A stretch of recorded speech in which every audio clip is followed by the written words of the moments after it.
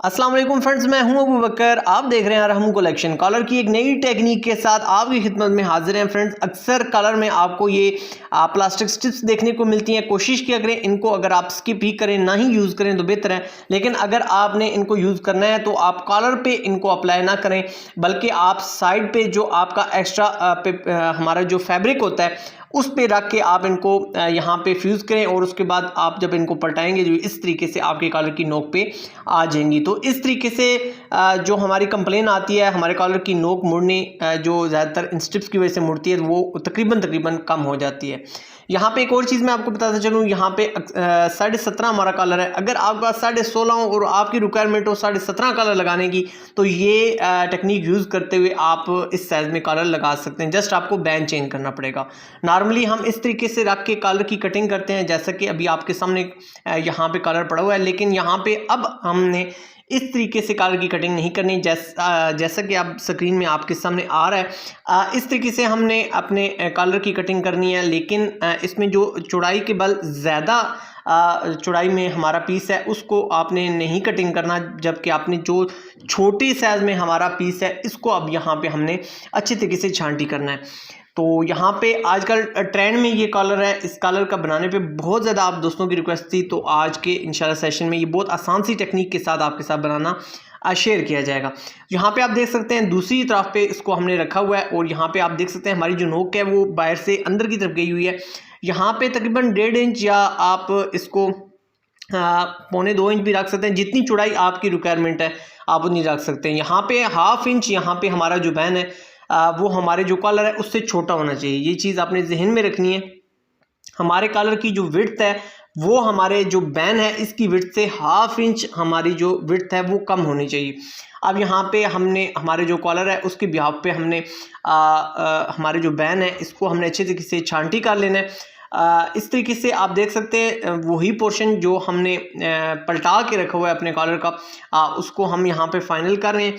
और अपने बैन को टर्न करते हुए यहाँ पे हमारा एक साइड जो हमारी कंप्लीट हुई है उसी के बिहाफ पे हमने जो हमारी सेकंड हमारा पोर्शन है हमारे बैन का, इसको हम यहाँ पे कंप्लीट कर रहे हैं। गुलाई आपने अच्छे तरीके से करनी है, और एक्स्ट्रा जो यहाँ पे हमारी पेपर फ्यूज़ होती है इसको साथ साथ स्किप करेंगे, और मिडल में हमने यहाँ पे छोटा सा कट लगा लेना है जो कि सेंटर की रहनुमाई करेगा।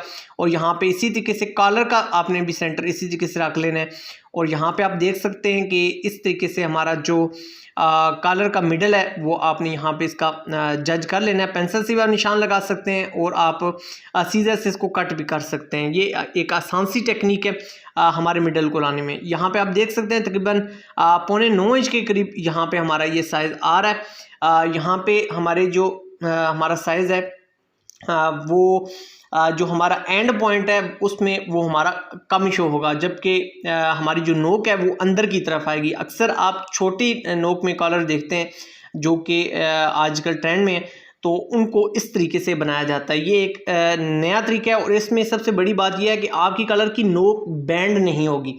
अक्सर वॉशिंग के बाद आपके जो कॉलर हैं वो बैंड हो जाते हैं, इनकी जो नोकें हैं वो मुड़ जाती हैं। अगर आपके कॉलर में ये प्रॉब्लम है और आपका कॉलर अच्छे तरीके से कवर नहीं हो रहा और ये आपका फॉल्ट नहीं जा रहा, तो आप इस तरीके से कलर को बना के देखें, इंशाल्लाह आपको बहुत अच्छी यहाँ पे इम्प्रूवमेंट मिलेगी। जस्ट इतना है कि आपने 1/2 इंच का यहाँ पे बैन में और कॉलर का दरमियान में आपने विड्थ वाइज यहाँ पे गैप देना है। तकरीबन 2 पॉइंट या 2.5 पॉइंट यहाँ पे इसको आप एक पीस को छोटा कर लें। यहाँ पे एक चीज़ का आपने और एहतियात करनी है कि इस तरीके से आपने स्टिप्स लेनी है एक्स्ट्रा, और इनको थोड़ा सा ज़्यादा मार्जिन या ज़्यादा आपने इसको पेपर फ्यूज़ को यूज़ करते हुए कॉर्नर्स को स्ट्रॉन्ग कर लेना है। ये भी इंशाल्लाह एक ऐसी टेक्निक है जिससे आपके कॉलर में जो मुड़ने का इशू है वो बहुत कम हो जाता है। अगर आप इस तरीके से कॉलर नहीं भी बनाते हैं, नॉर्मल कॉलर बनाते हैं, फिर भी आप इस तरीके से स्ट्रिप्स बना के लगाएं।